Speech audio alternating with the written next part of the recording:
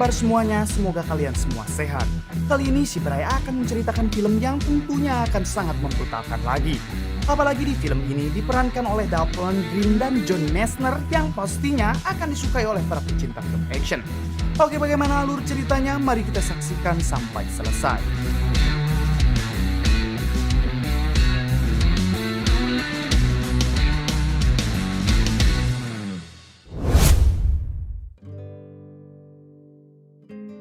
Di awal film diperlihatkan para anggota kartel narkoboy yang baru saja melakukan peperangan saat mereka sedang bertransaksi. Salah satu orang di sana ternyata ada yang masih selamat. Ia bernama Brian. Brian juga saat ini baru sadar dari pingsannya karena ia mengalami benturan di kepala dan luka tembak di perutnya. Melihat tidak ada yang selamat kecuali dirinya, Brian pun mengambil baju yang ada di sana dan akan segera meninggalkan tempat tersebut. Namun tiba-tiba terdengar suara sirine polisi. Brian pun memutuskan untuk pura-pura mati. Tak lama datanglah dua polisi yang kebetulan melintas ke tempat tersebut. Mereka adalah si Sheriff dan wakilnya bernama Samuel. Sheriff yang melihat keadaan sangat kacau langsung memerintahkan Samuel untuk menghubungi polisi lain. Namun saat melihat-lihat tak sengaja si Sheriff menemukan setumpukan uang di dalam sebuah mobil van. Saat itu juga si Sheriff berubah pikiran dan meminta Samuel untuk jangan menghubungi polisi lain. Karena si Sheriff berencana mengambil semua uang yang ada di sana lalu bergegas pergi. Mengingat tempat itu sangat jauh dari pemukiman dan tidak ada yang mengetahuinya. Samuel yang merupakan polisi soleh, ia tentu tidak mau melakukan hal tersebut. Ia tetap akan menghubungi polisi lain. Namun tiba-tiba si Sheriff menembak Samuel karena tetap ingin mendapatkan uang tersebut. Kemudian si Sheriff mencoba mengecek orang-orang di sana karena takut ada yang masih hidup dan melihat dirinya menghabisi Samuel. Hingga Brian langsung menodongkan pistolnya. Sheriff sempat meminta Brian tenang dan membicarakannya dengan kepala dingin. Namun Brian yang sudah melihat kelicikan si Sheriff, ia pun langsung menembaknya.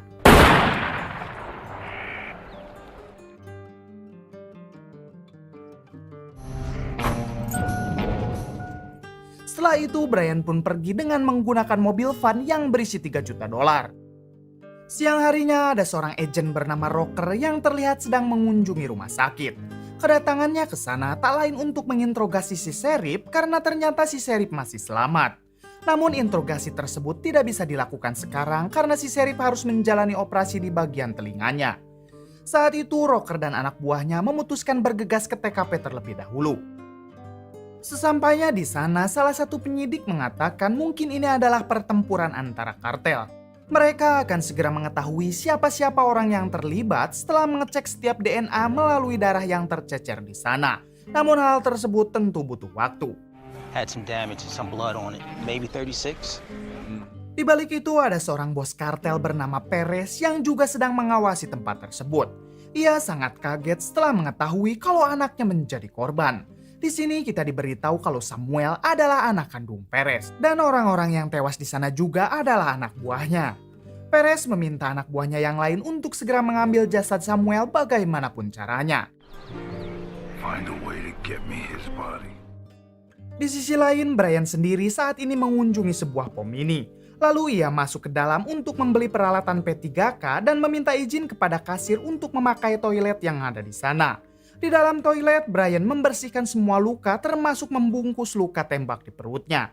Setelah itu, Brian kembali ke mobil untuk melanjutkan perjalanannya. Ia sebenarnya bingung mau kemana karena ternyata saat ini Brian mengalami amnesia akibat kepalanya terbentur ketika berperang dengan para kartel. Kita juga belum diberitahu apakah si Brian ini adalah anggota kartel atau perampok yang menginginkan uang tersebut. Brian yang tahu dirinya membawa uang yang sangat banyak, ia pun pergi ke tempat jasa penitipan barang. Di sana ia menyimpan uangnya di dalam sebuah loker. Saat sudah berada di mobil, ia melihat di dompet yang berisikan identitasnya. Saat dicek di internet, ternyata dirinya dulu adalah seorang napi yang pernah tertangkap karena kasus perampokan. Brian yang masih tidak mengingat apapun berspekulasi kalau dirinya mungkin adalah seorang perampok yang ingin mengambil uang kartel. Sementara si Sheriff kini telah sadar kembali dari komanya. Saat ia membuka mata, ternyata di sana sudah ada agen Rocker. Rocker bertanya bagaimana bisa Samuel tewas sementara dirinya selamat. Sheriff berdalih kalau ada seseorang yang tiba-tiba menembak mereka berdua. Rocker tidak serta-merta langsung percaya karena ia tahu kalau si Sheriff adalah orang yang licik. You take me through it. Adegan berpindah kepada seorang wanita bernama Christina yang saat itu sedang memasak. Kemudian datang pacarnya yang bernama Toto yang langsung mengajaknya anu-anu. Where I want. Namun mereka berdua dikagetkan dengan sebuah mobil yang menabrak pagar rumah. Ternyata itu adalah Brian. Saat Toto mengeceknya, Brian langsung menodongkan pistolnya. Brian yang masih linglung bertanya kepada Toto di mana ia sekarang. Toto menjawab kalau ia sedang berada di halaman rumahnya. Brian pun meminta Toto untuk masuk ke dalam. Di sana Brian membawa Toto dan Christina masuk ke dalam gudang untuk ia sekap. Setelah itu Brian memutuskan untuk beristirahat di rumah Toto. Di sisi lain, seorang petugas baru menyadari kalau mayat Samuel kini telah menghilang. Ternyata saat ini mayat Samuel sudah berada di markas ayahnya, yaitu Perez. Perez sangat merasa bersalah karena ia tidak bisa menjaga anaknya sendiri. Ia juga menyesal telah membiarkan Samuel bergabung menjadi anggota polisi. Setelah itu, ia meminta anak buahnya untuk terus menjaga mayat Samuel sampai dirinya bisa menemukan orang yang membunuhnya. Give us one. I don't want him left alone. No longer is. Di balik itu, agen Rocker mendapat kabar dari atasannya yang bernama Collie kalau Sheriff diam-diam sudah keluar dari rumah sakit. Saat itu juga Rocker meminta anak buahnya untuk terus mengawasi gerak-gerik si Sheriff. The only vehicle in that time frame that Stay has on the my... sheriff. Be careful. Siang harinya terlihat si Sheriff yang akan segera meninggalkan rumahnya. Ia takut kalau kejahatannya bisa terkuak oleh para polisi. Namun tiba-tiba ia kedatangan tamu. Sheriff berhasil melumpuhkan satu tamunya, namun pada akhirnya ia tersudut oleh Perez yang menodongkan pistolnya. Sheriff sangat ketakutan karena menyangka Perez sudah tahu kalau ia yang telah membunuh Samuel anaknya. Namun ternyata Perez belum mengetahuinya dan kedatangan Perez ke sana untuk meminta si Sheriff mencari tahu siapa orang yang menghabisi anaknya. Perez juga bersedia memberikan $1 juta jika si Sheriff berhasil menangkapnya. Mendengar imbalan itu, Sheriff pun langsung mengiyahkan permintaan Perez. Maybe you can help me find him. I'll really make it worth your while. And I'll give you a hefty fund. It's a hell of a good deal. Saat mereka sudah di luar, Perez meminta anak buahnya untuk terus mengawasi si Sheriff karena ia juga tidak terlalu mempercayainya. Di sana juga sudah ada anak buah Rocker yang terus mengawasi rumah si Sheriff. Ia sangat kaget ketika tahu kalau si Sheriff ternyata bersekongkol dengan Perez. Kembali ke Christina dan Toto yang saat itu sedang disekap oleh Brian. Mereka terus berteriak, hingga Brian mendatangi mereka dan menyuruhnya untuk diam jika tidak mau dihabisi. Di sini Christina mengatakan kalau ia hanya ingin pergi ke toilet.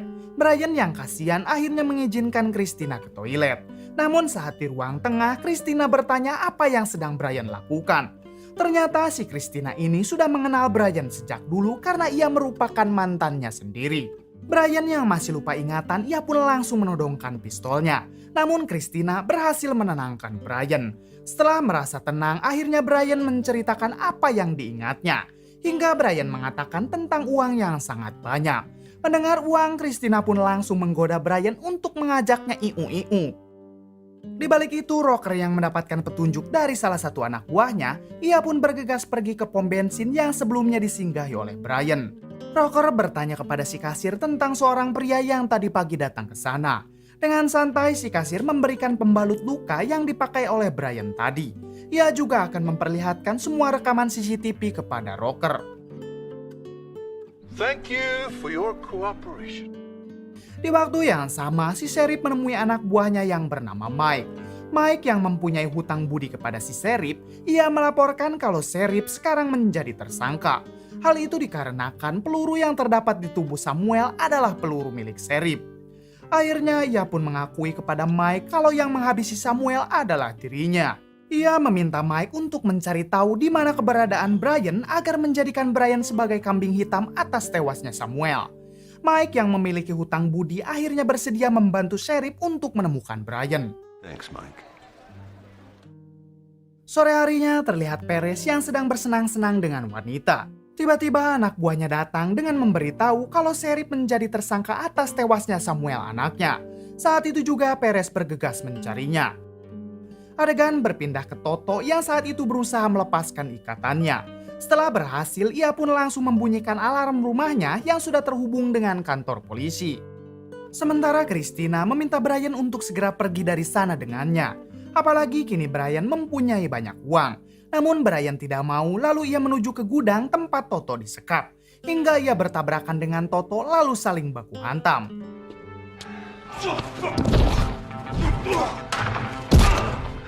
Christina yang hanya menginginkan uang Brian memanfaatkan hal itu dengan menodongkan pistol kepada Brian dan Toto.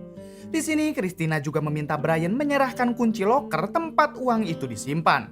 Dengan terpaksa Brian pun memberikannya. Di sisi lain, Mike, anak buah si Sheriff, mengabari si Sheriff kalau terjadi sesuatu di rumah Toto. Mike menyangka mungkin saja Brian ada di sana. Mendengar hal itu, Sheriff pun langsung bergegas ke sana.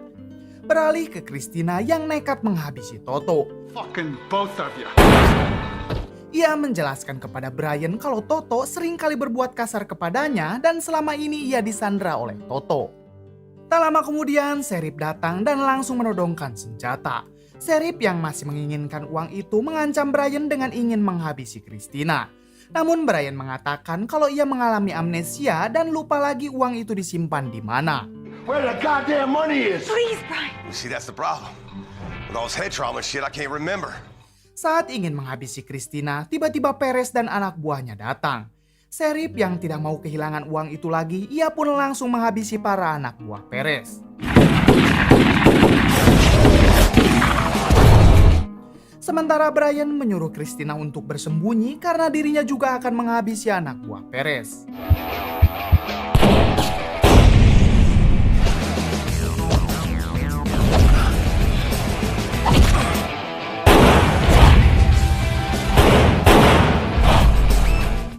Beberapa anak buah Perez berhasil dilumpuhkan. Hingga di suatu kesempatan si Sheriff menyudutkan Brian kembali. Sheriff bertanya di mana Brian menyimpan uang tersebut. Namun saat itu juga ada Perez yang langsung menembakkan pistolnya ke arah Sheriff. Si Sheriff dan Perez terus saling adu tembak hingga mereka berdua tewas. Setelah itu Brian menghabisi anak buah Perez yang masih tersisa. Lalu ia pergi ke tempat jasa penitipan barang untuk mengambil uangnya. Namun saat di sana uang tersebut ternyata sudah diambil oleh Christina. Karena hanya Christina lah yang mempunyai kunci loker tersebut. Saat Brian bergegas pergi, tiba-tiba agent Rocker memanggil namanya sambil menodongkan pistol. Brian kaget bagaimana Rocker bisa tahu namanya. Tak pikir panjang, Brian pun langsung menghabisinya. Esok harinya terlihat Brian sedang berada di sebuah bar untuk menenangkan pikirannya.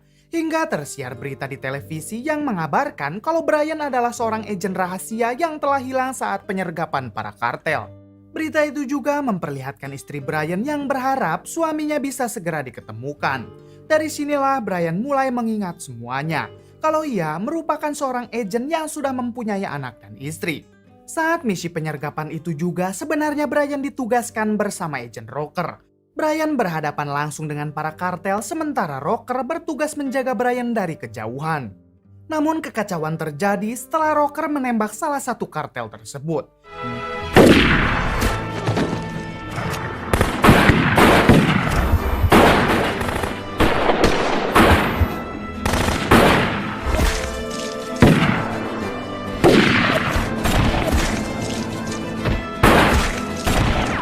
Brian berhasil menghabisi mereka. Namun Rocker tiba-tiba menembak Brian. Sorry, Brian. It's a lot of money.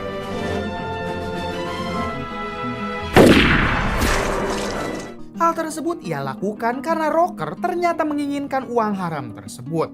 Beruntung si pengkhianat Rocker kini sudah Brian habisi.